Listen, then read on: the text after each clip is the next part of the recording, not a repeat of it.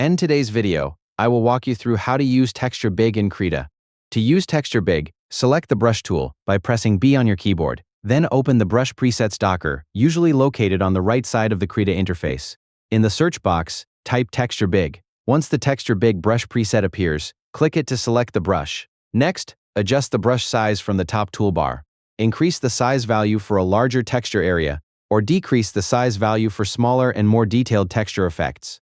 The Texture Big brush in Krita is useful for adding large-scale textures, rough surfaces, and bold details to your artwork. It is a good choice when covering bigger areas, creating textured backgrounds, or adding strong surface effects. Use a larger brush size when applying texture across wide areas, and use a smaller brush size when adding detailed texture effects. After selecting the Texture Big brush and adjusting the size, you can start applying texture effects to your artwork in Krita.